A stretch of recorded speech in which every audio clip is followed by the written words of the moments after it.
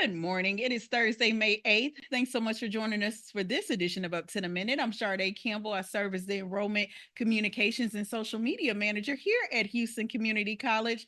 Pleased to be joined by my co-host, Miss Linda Davis, who also serves as our Northeast Office Manager. Welcome to Good morning, Linda. My goodness, I'm out for a week. I'm back. I'm back. And I can't get the intro together. We're back. I'm back. We're back. And Yes. it is it's going to be a good show. So for those that need a refresher, like me, because I took a little break, how can they find Up to the Minute? We're live on Houston Community College's district Facebook page, not HCC, and YouTube. We're also on X, LinkedIn, and on HCC TV at noon, 5 and 10, Monday through Friday. All right. Thank you so much. Well, I do remember every Thursday is Family Fun Day here on Up to the Minute, and we are pleased to have someone on in commemoration of Asian American Pacific Islander Month. We're spotlighting a Taiwanese artist in the Eternal Garden exhibition. Want to welcome to the show Sami Mesarwi, who is the Director of Public Relations for the Houston Museum of Natural Science and our Thursday Family Fun Day guest. Good morning, Sami. Morning. Thanks for having me. All right, I'm going to hand you off to Linda, and I'll introduce our second guest after our first commercial break. Well, hello, Sami Mesarwi, Public Hello. Relations Director of the Houston Museum of Natural Science and our Family Fun Day guest. I understand this is not your first time at this rodeo, but buckle in because we're going to have a good ride. Woohoo, I'm ready. All right. It is Asian American Pacific Island Month, and you just held an event celebrating your new exhibition. First, tell us about the May 2nd event, and then we'll get into the exhibition. Sure. So we recently had a ribbon cutting ceremony for our newest exhibition. It's called the Eternal Garden Titanium Art by Akachen. And so it was a very nice gathering where we had various media and diplomats on site to be able to celebrate the opening of the exhibit. And we actually also had the artist himself, Akachen, here at the museum, and he was able to do some quick tours through the exhibit and show off some of his, just gorgeous masterpieces. And it was, great event all around. Well, I'm glad to hear everything went well. Now let's talk a little bit about the Eternal Garden, the titanium art by Akachen. Yeah, absolutely. So the exhibit is, as I mentioned, it's just a stunning display of pieces from Akachen himself. The pieces are kind of a wide array of sizes. They feature gorgeous masterpieces of delicate birds and butterflies, and even some floral masterpieces that are much larger in size. The main differentiating factor from this versus some of the other art installations you might see is that these are made out of titanium, which is a pretty unique substance element to be working with for these pieces. Wow. And this is the artist's first solo exhibit in the United States, right? Yeah, that's correct. So this exhibit was on display previously at the Bowers Museum in California, but the exhibition itself is his debut solo exhibition here in the U.S. Wow, that is amazing. I'm sure he's excited. Tell us about the use of titanium. You mentioned it earlier. Is it difficult to use? Yeah, it's actually very difficult to use. So titanium is a challenging material because it does have a high melting point, and it is obviously a hard material. So it's actually the highest strength to weight ratio of any element, which makes it a very light metal in general to be working with, but it is a very hard metal. And so Akachen's kind of been, since he started working with a metal in 1994, he's been a pioneer for traditional metalworking, but using techniques with innovative practices, so to speak. He sculpts the titanium at a very, very high temperature, and then he carves the metal underwater with precision tools, such as medical grade tools to use to carve those pieces. So it's a very intricate process, but you can obviously tell that the end work is just gorgeous to kind of see the fruit of the labor. Yes, absolutely. I was reviewing some of his work, and his pieces are to die for. I mean, the butterflies, just beautiful, and the flowers as they look like they're blooming and opening, just beautiful. Yeah, Um, that's correct. The some of the pieces, they go through an anodization process actually, and that creates that colorful sheen that is in the final product. I mean, it looks like they glow, like glitter. This is so Yeah, beautiful. absolutely, absolutely. Now, how does nature fit into his pieces? I was mentioning Yeah. the butterflies and the flowers. Is that just his thing? I saw the dragonfly. Gorgeous. Yeah, yeah, no, that's a great question. So Akachan is Taiwanese, and so in the culture, there's a lot of exploration that he does based off of Chinese philosophy, as well as his personal practices of being immersed in Chinese gardens, and so there's a lot of that sort of artistic tradition that's represented in his pieces in the exhibit. So it's very culturally prevalent, and he creates that sense of culture in his final masterpieces. And they are beautiful. Absolutely. Now, I can go on and on about the beauty, but what I really want to know is most of his jewelry is in the museum, but does he sell it? And if so, can I buy it?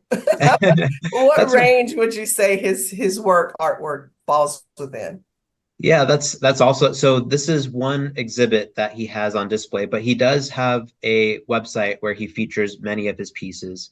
So you can definitely check out his website, Akachan again, and there's many exhibitions that he has that contain these pieces. As mentioned, this is just one of them, but he has had his pieces on display at various Taiwanese museums, including the Taiwan Palace Museum, and he's even had a piece at the Victoria and Albert Museum in London. So he's pretty worldwide known, and this is just one exquisite exhibit of his that shows some of these wonderful pieces. Okay, now you mentioned all the places that he's been. I'm a Mhm. native Houstonian.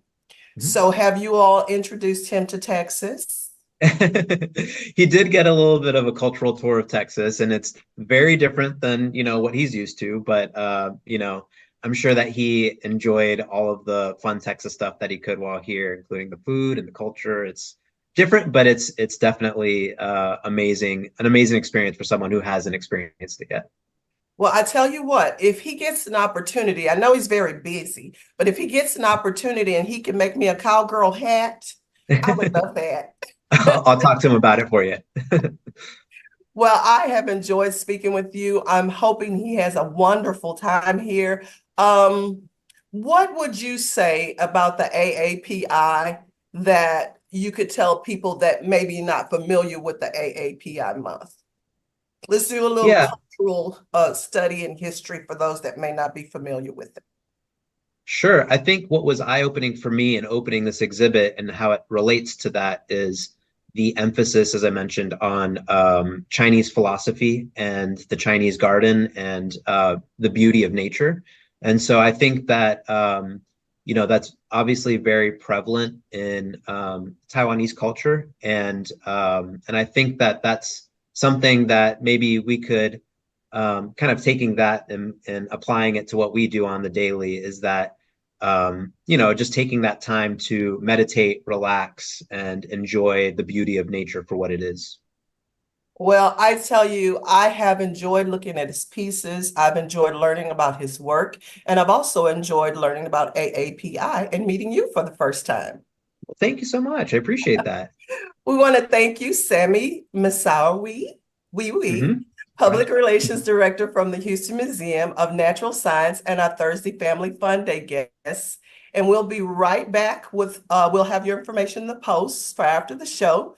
But coming up after a quick commercial break, Sade will be meeting with Dr. Juan Crawford, the HCC Division Chair of Banking, Finance, Real Estate, Marketing, Paralegal, Translation, and Interpretation. That's a lot, but you don't want to miss it. So hang on, and we'll be right back. I'm not just studying AI, I'm designing solutions to make the world a better place for us all. I didn't just study buildings, I connected them with tech to make them smarter. And if I can't make it in person, I take my classes online.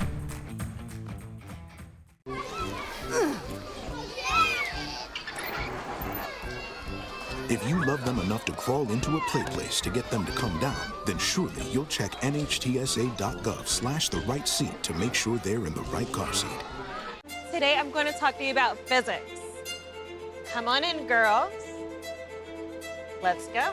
This is the first rocket to get humans to Mars. Really tall.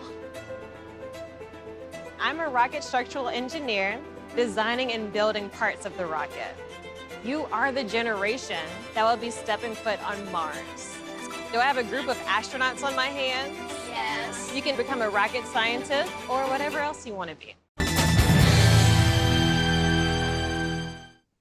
All right, well, welcome back. Pleased to have our guest from HCC, Dr. Juan Crawford, who, as introduced by Linda, serves as the division chair for banking, finance, real estate, marketing, paralegal, translation, and interpretation. And I'm sure there are some connections there as well. So happy to welcome him to the show. Good morning, Dr. Crawford. Morning, good morning, good morning. Yes. Okay. So you have a broad range of programs, but I'm sure that there are connections there, specifically these. Yes, they're, these functions. They're all workforce. They're all workforce programs. Got you. There we go. They're workforce programs. They are typically that somebody who is looking for a different job, has already been in the sector. So we don't get a lot of people fresh into college in those areas. Got you. So our workforce programs, you're seeing a lot of adult learners. Yes. So those are all workforce. You know, people have already done something and they want to go into real estate. People have already done something and they're tired of being they want to go into law. They want to go into banking and finance. They want to go into marketing. Marketing will normally, it'll have a younger audience in there, but translation, interpretation, will have all of those are all older. Got you. Well, and I always like to say HCC is a place to start fresh, start over, or just start. So I'm sure our workforce programs are there, and I will take that marketing that I do. They're younger. I'll take that. It's my birthday week, so I just went a year younger. There we go. So let's kick things off. I work in communications, and I just think back to my time in college. I graduated in 2008. Social media was just taking off. So like I didn't learn that in the classroom. I had to learn that in the workforce, in addition to supplemental learning opportunities as well. So let's talk about a little bit about marketing. I think people have a lot of preconceived notions about marketing, but I think knowing what marketing is versus what it isn't is a big focus of the program. Absolutely. How do you market to something? That I have a target audience. And I want to market to that, as opposed to I just put up a sign and if you want to come here, you come. That's not marketing. That's not marketing. You are my best friend for saying that. I promise. That's not marketing to say I have a specific target of people that I want to be in front of. And now I need to do my presentation, and whether it's digital marketing, whether it's the OSA, which is sales, sales, marketing, retailing, all of those things that make up the OSA, the Occupational Sales Award. So I understand it from a marketing standpoint, and I want to kind of switch gears because I don't have a lot of time. But from what you said is the reason that we have a real estate dual credit program. So right now we start with so right now I think we're in 3 high schools And in the fall, we're gonna pick up 2 more. So that is teaching us, and what we did that is on the 11th, there's 6 courses to get your real estate license. So they take 2 of the 6 in the first semester of 11th grade, 2 of the 6 in the second semester of 11th grade, 2 of the 6 in the first semester of 12th grade. They finish the 6. Second semester, 12th grade, will give them exam prep, teach them how to take the exam, and we put them in a co-op. We put them in a brokerage that they have to work 15 hours a week. And so that even if they never got their real estate license, at 18, they would know what a mortgage was. I didn't know what a mortgage was at 18. At 18, they would know the difference between owning a house and renting a house. I didn't know that at 18. At 18, they would be able to help people in their families to put them on a different trajectory for where they are. That's just giving that knowledge. So I've done a lot of work for the dual credit program, and I got involved in it when my son is in high school and we started dual credit. And I was like, well, how do we get dual credit in real estate? How do we put kids on a trajectory to cause something different in their lives? So that those are the reasons that I love the whole workforce program we're doing. The paralegal right now, we got under the new HCC funding policy, somebody that goes in to get their AAS in paralegal will also become a clerk. We'll also get the real estate associate in there. Those are all certificates. The first one is a 9 credit certificate. The next one is a 30 credit certificate. The associate's degree is 61 credits or 60 credits. So along that way, you are able to get those to get those other certificates that move you further ahead in your industry. Yeah, and I love that. And to your point, just the financial literacy, that gap that happens with not knowing just like how to buy a house process and all of that. Also connected to banking plays a very large part into Absolutely. being able to understand real estate as well, and you're over banking. Right. And as a matter of fact, yesterday, we had our advisory meeting at the Federal Reserve. So they always have their advisory meetings at the Federal Reserve, and talking about how we move banking forward. Like right now, we looked at how many people are no longer using the word teller, but do we need to use a different word? And I was able to get on ChatGPT, and I love chat. And from my phone yesterday, I typed. Hold on. Yesterday, I said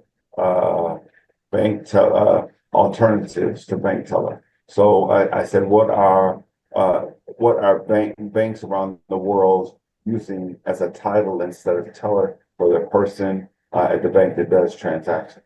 So we looked at customer service representative, a bank advisor, financial services, member, a universal banker. So those are things that we are looking at from an HCC standpoint. That how do we put that in line for our students to be able to help them? And if us changing the name of something puts them along, that's huge. Well, and I think the even broader point is in our workforce area, you all are working directly with industry partners who are informing the curriculum. All of our workforce advisory committees are helping inform the community across all of our programs. Absolutely, and we really utilize our advisory boards. The advisory boards, we utilize them. Like I said, I was just at the one yesterday. Then every semester. In the fall and the winter, or sorry, spring and the fall, and the fall and the spring. Every semester we meet with the advisors to talk about that program, talk about how we're moving forward with that program. We just looked at translation interpretation to say, how can we add another court interpreter to that degree? What can we put in of the things that they're already doing? What can we move down into court report? What can we move down into medical reporting? So things like that they're able to get over, or not necessarily get over, but to be able to add is going to give them a value, a credential of value when they leave HCC. Yes, and we're running out of time, but I want to emphasize summer registration is open. Fall Yes, ma'am. registration is open. What would you say to a student that's looking to start over, and is considering a workforce program? Start now, start now, start now, start now, start now, start now, start now. And let somebody walk you through that. So, we have our advisors, the virtual lobby. Let somebody use your phone to go over to the virtual lobby and let somebody help you with it, because it's not something that you do for a living. Absolutely. Help is available. Registration is open and programs are available, a wide range of programs in workforce. I want to thank Dr. Juan Crawford for speaking to us today. He serves as the HCC Division Chair of Banking and Finance, Real Estate, Marketing, Paralegal, Translation, and Interpretation Services. If you are interested or know someone who's interested in any of those programs, details will be posted after the show. Thanks so much for joining us, Dr. Crawford. Yeah, bye. All right. Well, after commercial break, Linda and I will be back with news and announcements.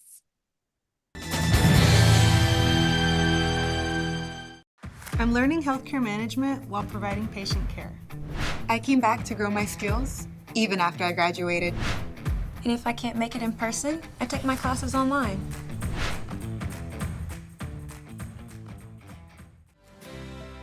That one day at PE when they were yelling at me, and then you just linked arms with me.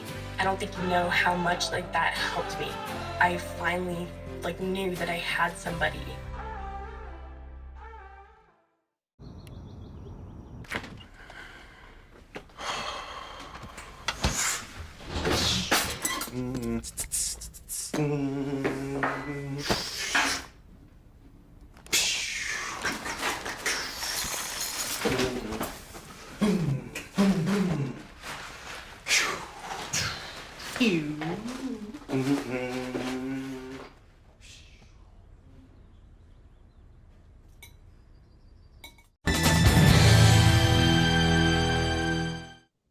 Welcome back. We're going to wrap things out like we always do here on Up to the Minute with news and announcements happening across HCC and in our communities. Want to kick things off with an event for Mother's Day happening at our HCC Eastside campus. Muffins for Mom, the Office of Student Life and HCC Counseling will present Muffins for Mom, a workshop with counseling, coffee, and carnations, just what our moms need: some caffeine and some love and some muffins. It'll be happening today, Thursday, May 8th from 10 a.m. to 11 a.m. in the Eastside Student Life lobby. So be sure to check details posted after the show to join into the festivities.